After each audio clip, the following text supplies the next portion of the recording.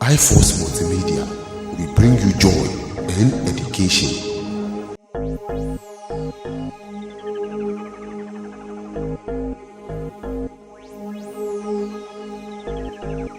Mobini nyefenye lake keshe Homowo festival waga men wo yo Homowo festival mene wo Sakra Ayidan ni wonta wo ke wa pakumi agbasanuko fiuko impofa ntacho go afa cho me ni amponsan shi bino nja franga che Ayidan manemi ofane ka ke afranga iche mini nja afranga iche ofane afranga che fiu ni lepeji be ma hienye o ke uba kwe keji uti manfema no Ghana flag keja na pena na ake umaneji Ghana wona kana wa flanga ifena bana na ake ube Ayidan ne wa flanga chele dum shikin hama di chwanke aflanga kenya ya ikowe alu man ya ikowe no le hion hie ofane okay ni ko ba bi mine woni aflanga ba hia ke sanana aflanga iche ni ba hie ka ya iku ikuletuma ya iku ayi to be nye yomo aflanga iche ba hie mine woni hia ke sanana aflanga iche ni ba hie ofana na ke fit moto bi ni kinkleni wie ake ifia inu ba na Nigeria flag ye na ke Nigeria lune alo Nigeria ne keji flag je ko no pe ona manage ona kanon keji aflanga je ko pe e ko na ke mane ni ona ke bini bala ja aflanga fulo nyin e ya ke sanana moku poteni le hu ya femini e ba hia ha e wo no na e hia ke sana wa aflanga che okay wo chela ke tumonye ya iku ninye ya iku ke ahi aflanga yo di mini njishishi ka ahi aflanga inde mini shi be ahi ma ye nyedi wo chela ke tumo beni sebita flacho nya aflanga ne be nya ke shi be aflanga sanuke unofiano a protect aflanga ofane ke ma fe na ke wode sanu nyo kwe ma no duba bi na fe ni akanya ashon ma yo di wo ke mabifio ke awu aflanga iche awu aflanga iche ni eje bokuemi alo ekole sebi bokuni anya awu amagishi me de ba fi aflanga iche ofane bokuemi no awu bokuemi ofane okay wo chela ke bia ne awu aflanga iche ni bia ne bonjimo ni oba kwe Sakra Ayidan aflanga no mini njibu wo chela ke o plans ke ha ma ni bia ne na ubas aflanga iche ni bia ne bonjimo ni oba no ba yi aflanga iche ke ashibeni sebi mo ba chebu mini njibu plans ni bo yo ke ha Sakra Ayidan ma ofane be plans ni yo ke ha ma peji be fit mo na ba ke ma fe wonde obesani manima mabuma hojogba ni ma hie ma mi hu hojogba eja ke keji ime ya ene kule ahi pe na ahi ma o de be se mi abun oba na to eglam ya ke keji moko ke bi shibu akokwa amenale sanonye okwegbe be hojogba be na fe ni ke ba do na sa iku wo se ku wo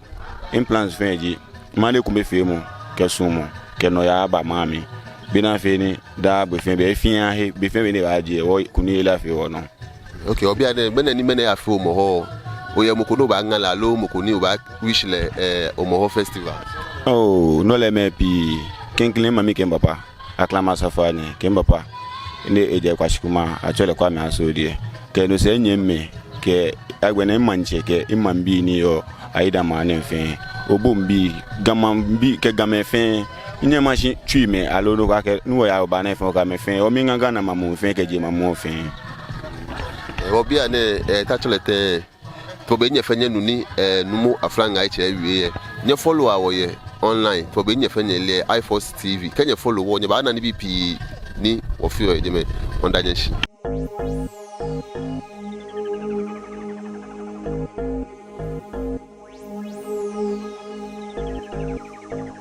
to be nin kenya keshi mene of afi eshe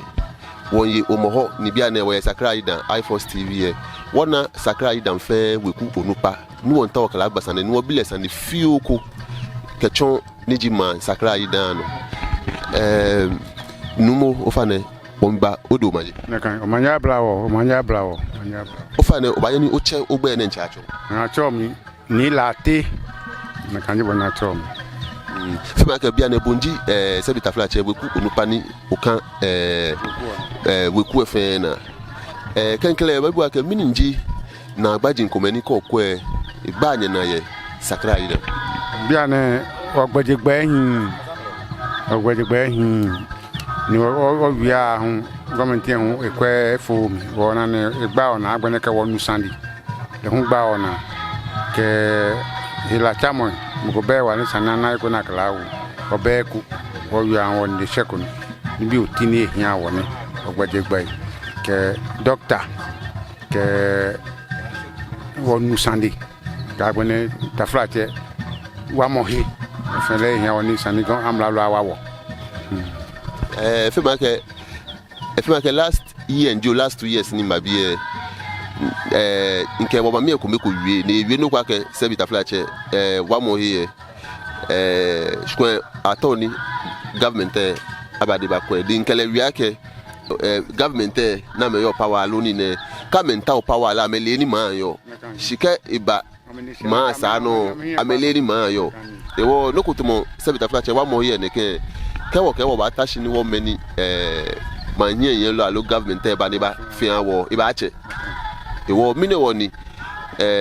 afi contribution yen mane no mene fiu ke be fiu fumo ke fiu ko ba ka tawe ku fan keke amma e ku fan ye jeme ke choma no ata mo ko ke mana keke mo ko ba je ke mo epi keke na kan shike ku no ka ke ba sho ke ye ka ba sho ewo no me won expect ke ku le afine no baba na ku le nya fi na kan shin efi ma ke no njino ni still nyembi government ewo sko mapanye fa ni ke nyaba nye kami afi ikumi alo nye kami jomba ha mi ni nya fi na kan no kwe abina le nwe tachelete tumo ila chamo ke ni bi ni yo MCE ke assemblyman ke ministers ke ni bi na me yo na me ko bi efe sanyama ke ha me ake no nyeta wo ye ma ne no ne ka me fi no ko kula po e ba mba fi ne anye ke ila chama me ma anye bena feni nyawo se bitafla che nyaba anye na no ko ni ke buku be wale nyaba anye aje ni nyawo nya fi mi nya kwa ne ewo to beni wo wie mene afi ehye wasmo ba agbo na ke wa ka nye bedi kan ewo obaje ni oke o mambi no ku fi o ko yo no ni nka meji afi ani ba ni na wo yegwo ni wo yegwo na pa nywani na wo alon te din ko aka fo tin ofi mumu chando manya brawo ya ngalishi tomo be nye fenye le ake ingbe no nji ni Awuli Late CEO of iForce TV wona woni manklalo ye bie nyele no ko nsmo mache igbe ni Kenya che igbe ni mfi mistake pe keke ani ya foto alo wo malele ncheche igbe keke wo gbasani ni mimba odumani manye jino abrawo ofane ba nyo che ogbe ken ofane yo kenkron iwa don ngbe ji ni aboy abrochi kente ji Sakra Ayidan manklalo ofane manklalo ka ke manklalo mini jishishi yo oiwa don manklalo sisiji ma fe sanfle leji ma moni hie sanfle leji moni ke ni ba ya iko gbe agesani ni aya lo ikaya bi ene wa ba ya lo hin ya na kanji manklalo le hu egbe no ni le hu enyi ekusun le hu etu ojino kenu ko baba ya ma mi fe sani le eku o fe onu ba ya no ma mi sani manklalo le eku dani ninu oyi ka gbe no fi anu e kan shidin e wa kwele ke jeneke Sakra Ayidan mini ji Sakra Ayidan Sakra Ayidan aji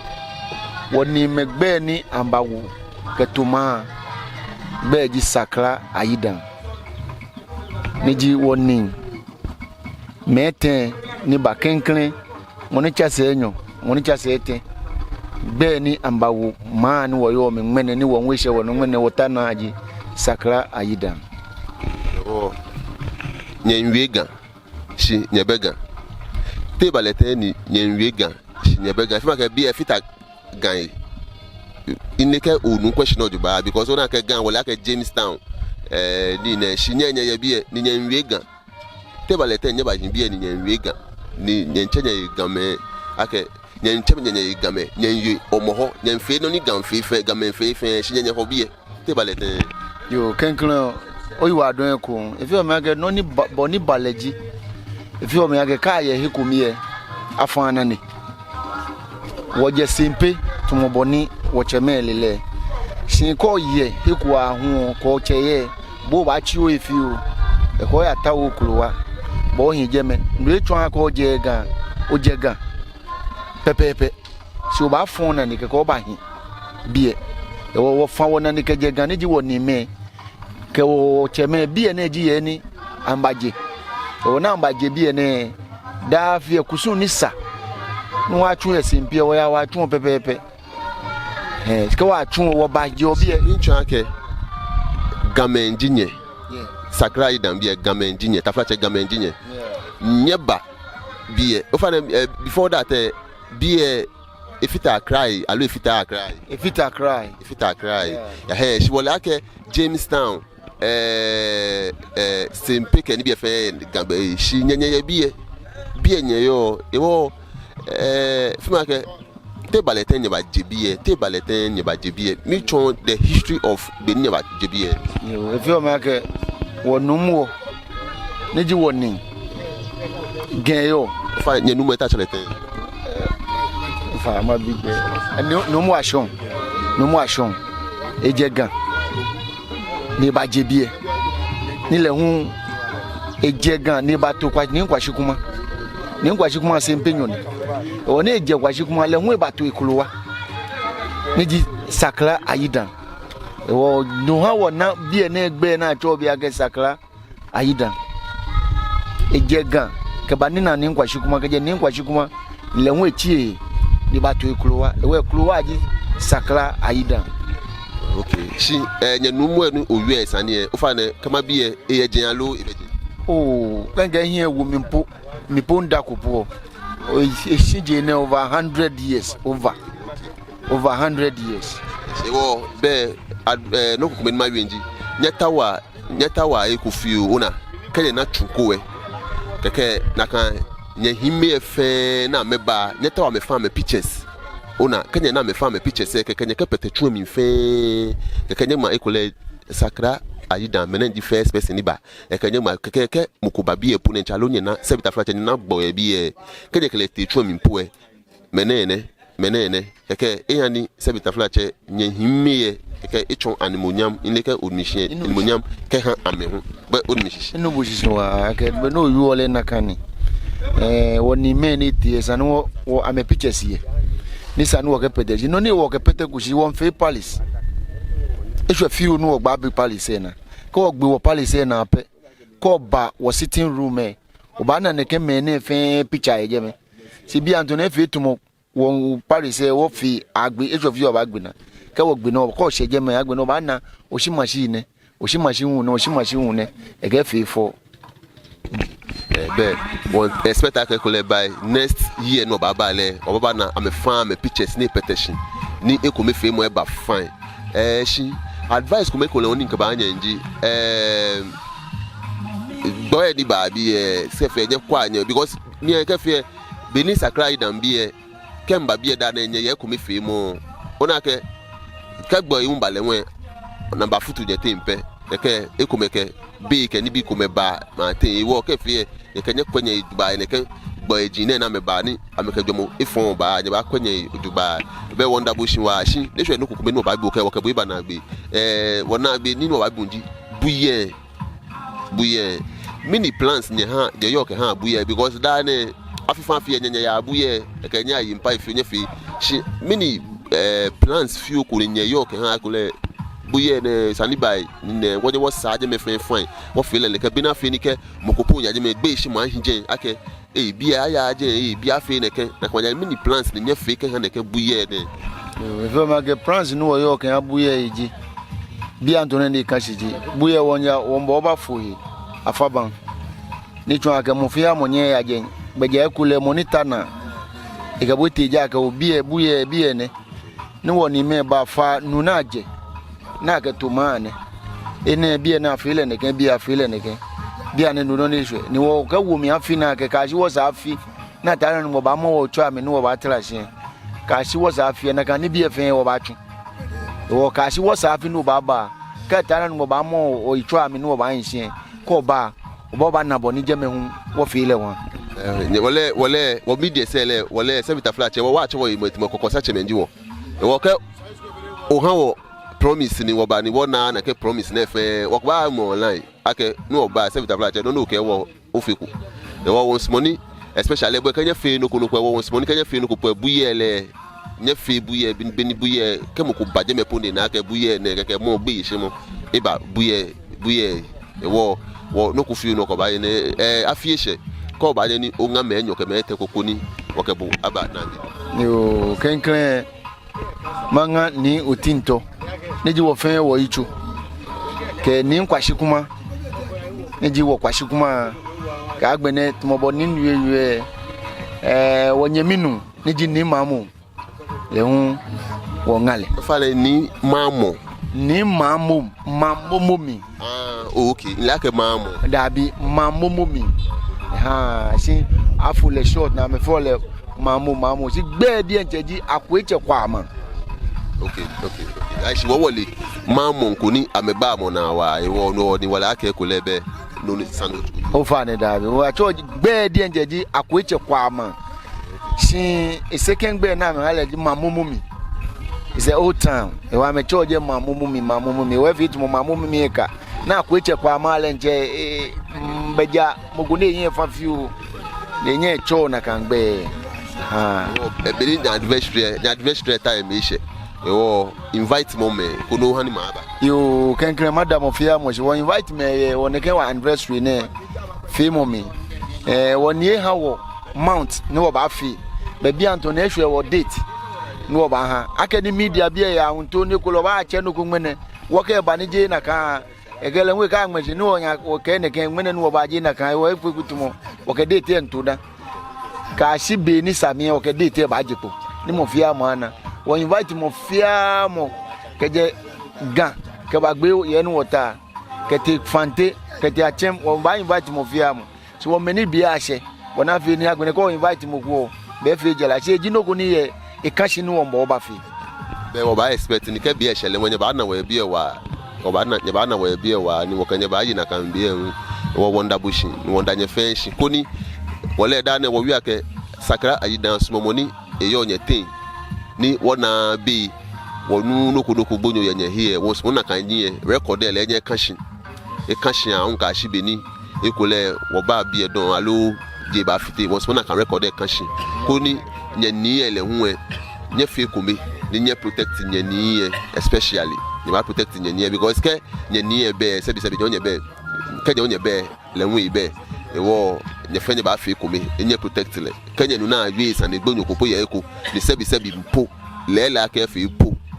nye ka hia ro ni mo hia yo tan nye protect nye ni ke nye be na nye yisani e tan ka bi nye kele batashi ni o ne ke nye kele fi fan ke yani ma ete ni wo shu ake be ni won pushi Sakra Ayidan ni Sakra Ayidan ya kenye kwe na ete no fe ye jeme wa won pushi ni e ba she kwe je ba na ke shi me ba bombi e ba ni ba na ke ma ba gbele to be ni nye fe nye expect o wonder bushi wa to be ni nke nya ke shi okay wonu mos ni Sakra Ayidan ni ji ken kleb agbasani e me ne wona le bi e wo kleb agbasani wa ni won ba odo mani maje juro Abraham fe ma ke wole ake wonu mu kran dibo ni afifan afin wo ba bi e shi kenkle mi to gba ke shi wole ake Sakra Ayidan bi ane ke ote na ete no fe e kan me wa le daga o maybe nji o last time ni o ke check Sakra Ayidan ya internet tomo yeko beko tomo chimin no kanin bi ekwe han ke o kwa internet no fe Sakra Ayidan kan me fe ni men na Sakra Ayidan wo ke nyele me nye kwa wolo ke nyele nye ba nye ya nye kwe gogo ke type nye te gogo ni nye twa Sakra Ayidan nye ba na e kan fia wo wonda nye shi no mo fa na bene afieshe to be no olie no ke mo o man bi fe no kuyan yo eto ne ke ma ne no gengam man bi fe ma hin ke yi fe ofra mo kwa Ayidan yo ne bebie woni je ku shiase ne ye shon fe ake menga mo fiamo affiliate ye be ba ni na wo affiliate le wona kula izi chi fe se ni mo gbo na yo otomoni bi ami hilai ke gbele ke ni bi stroti si fe se kra we wade wo ha na kan gbe twa we ba ni na wo o mi nga mo fiamo ko yino yo wo he kan keji onyo ko na ni podu ba she bi ne yino yo bo ye ye gen ke support wo fi wo se ye ye yino yo no ne o shi o he ongongomri ne sa wo he bi ya ka we je no ye mi she twa ke to mo ye bi ne no ko no fi ko bi ni da be do fi ole no fi le na ka no yo bo ni wo bo ni wo ta ko jo fe no gla e ba kan wo hie ni bi strut no ke fo amra lo hie fe e ba fe po ni elehebe ni no ni sani wo ke wo he wale hu afi hu le hu o ka gla wara de sin wo hie ko mamri na ko bi okudupa se le ifa agbe be pie si owo wo fan na ni wo je ni bi ko ma sisi simbo wo gbe ko na he no ani no eji ko po no fi ano ko ni sani wo fi ke wo he wale wo hie mi nele be ishe fema ke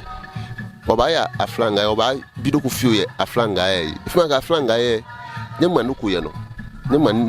fa men nyema wa ma heseji ha sane sefu fa na oba ni obula ne kesa ne na mi fa shi fema ka sane na mi chi fiu no ni wonu ogmando aga heseji hani sane sefu ji na mi kebo ni mbaji jona pero ba ospatale fi usinana mba hala no go fu kenye se le chenkwede no ni fi bu ehin o ngbe tu finde no puti fu anu ba ni na mi o yen chekete no bo fi aka kwa twa me aka gbe ni choni ke hala na ni bi ehin sino na mi e atula su eko ni de pete ehin nku asin habo o te o ba fun dabi ni je se o gba ma o jo hese ni sane sa fu o do twa ke be no di ne kesa de na fema ke be no ne ani se bitafla cha Ayidan we kuwe efitimo e strong ni nya be no ni no ke pata wo which means be ke o gbe opponent e sanu fi careful ye gbe no wo na kan ni aya ke ina ke wo ba bie fi be san ne wona ka Ayidan dane ko ba je fe nya fi ekumi dane nya ye ekumi nya be wona no kuna kan akule ni ke tuma ashone tuma man ko meke e kunkunkulu ya bana ka ashone e tuma eni mi yo ne ke wo je egbe ne ke ni ne wo je egbe ne ke wo manche ke mene apili enbe ni apili ma no shimina ke biye na kan ni be kukula be biye kula abi wo fi na kan ya ke wonu wo ishimna ne bible po handi wona o le akeke o mi afushi je aka chele no mini no ba domo no ka handi o mi afundi je aka chele no ni ka baji bo fa ba je ko be nyen ko be hie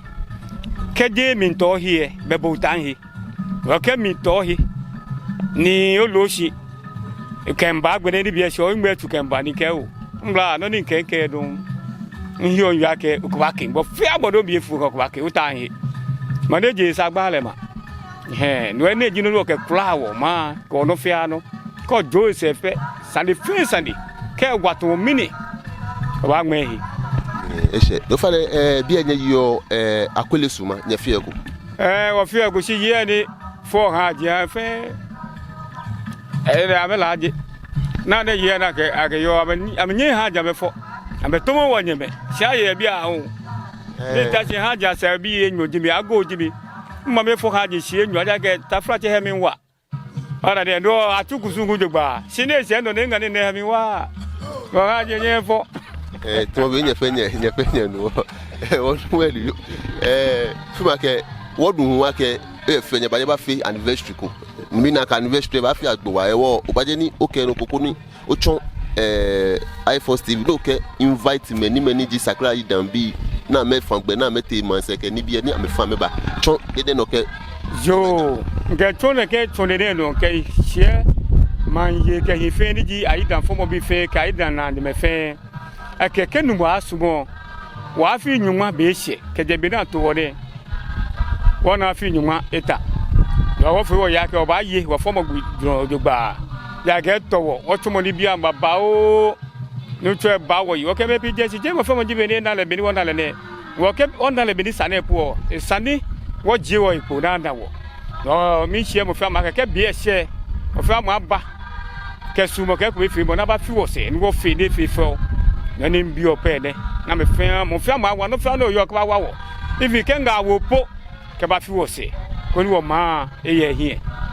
e fa lo ba de no chon date ke tumo ko le be ni plans nye fe e be na fe ni ke mo ko ye e ko ni le baba e na ke bine na ba fe e ko le bine na ba fe ne ke na kama jani bi e fe if I go back end of October male niji October nyo enagbe o chindi omrin no pa ko da ni gbin de che baba okay be wo feel ne ke o ye na makunu ba che na ma ni ke tumo ko le mo ko ye fo gbe fan se ta o ne ba e ko le je fe ko di to jo ba e che na kan e twa na kan na ma na ebinye bi na fe ni enye ni ebi informations o ba je no na kan data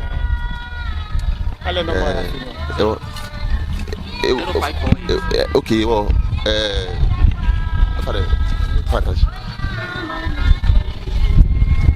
ewo to mo be nye fe nye le wonu mu ekwe ba che telephone number ko ni mo fian mo no o ta oni o ba Sakra Ayidan ni dia anniversary o ba nya ni o che na kanama alo twa na kanama ko o twa na kanama be aba ni ji ni o chia mi nama ko twa e ba chomo gbejia no to ke no fian no ni amefe bi na fe ni o ba ye no o je no ke ba ewo ni o je fa no che nya nama 0548 98 1757 0548 98 1757. Okay, what to be ni eche na mane e na ma e very simple ni e cash screen e no to be nye fe na o ka ma screen e no e wo komo ye screen e no koni oche na ma ke oche na ma ke o kele gbasane ko bi le date ke bi ke no fia no bi na fe di no kwakala o ya ka pano kuno alo o ka ton ye date ke no kuno wanda nye fenshi e wo ke wo nu me ba cha sandi ba no numo ne lebe wonder bushin ake onye ko gbasane shi wonta oni ke fe nyekwe internet no Sakra Ayidan ye jenwa libne ne nche wo sa wo check ikun ye jeme wa ni me ko nye ni bi wa e wo sebita fla check afi no ko ma no besani afi ke fu ija ke to bi ni sebita fla check nye ta wo ni bp me un ko mo ko ye ni le un e ta oni e ba fi no ko ke ba wa e wo ka je fi no ko ni ne e ba because nye ni bp nye sani pi vele internet no e wo ka o te gogo po no type Sakra Ayidan pe e ni bi fin baba nye ni bi fin nye sani fin baba e wo mena ne fi afie advice mo ko ni ke o ye menyo ko te ko no ba ha me happy Homowo festival ko ni bo ka yo sani aba yo kenkre mi ha new tinto ale tinto afi gidrobi aga mi ngale do ba kekin Solomon gan fe manche le mi ha la fi gidro ke ni mamu aga be yako fi chebe ke tam ko e o gamo ke be yako to mi ha la fi gidro eshe to be ni wonu mu awie ne ya don nye kwa iForce TV wo ke ni bp baba Ibadan yo ablade abi o ha mo fe mo afi ya ni ba ni nawo pa anya ni nawo wo ye gbo ena alo te di nko aka fo te alo te di ele awole acha fo wo fe mo ka bi wo shin aka ke wo ye won da nye fenshin mena mi Sakra Ayidan wolo malo ni ji secretary mi kenya yu one afile ehye ko ni wo pe ehin mi akueshi aka ni wo ye wala mi ele won ye won piti won sha e won bi mo fe mo ni jo mo fe ni yo afine mi e ne ko aninale agbene hu e oni ha ni wo afine 2022 Homowo ne e yo sort e ko ji afine mane na to lumoy ni ji mancheme ke shipi ke mankalo foi ke asafachema o mane mi afi juma ne wo afine ele wo yele sort e jugba de nche shimo afi chi yo ne sha afi ele won poto won sha fi o keke shi keje October kamo November o ba fe 10 years anniversary no le ba fe yeli kenumo no o ba fonini wo che magia cheme ke suon loy fe ni yokopa na no ke jaja shraw ka gbe langba fe na mba kwa wo ise ewo won bi no mo fe mo ke bi ehye ewo fo bonini e no ba kwa wo ise fe fo ni mo afe ko ha wo me no jama hihye je neke chidromo na ma etehi ojogba ewo wo ba celebrate no ke shida aha wonu ncho ke bi Yesu Kristo ka agbene woni Sakra Ayidan komepe agbene won mo ni fefe nile onye wo se ese kokokoji ni adote otinto the second Saint FM manche ke the man clalo of the Gan states ke bi e she amefa mba mba kwawo ise e ka fefe fo twa no manya brawo nyera don.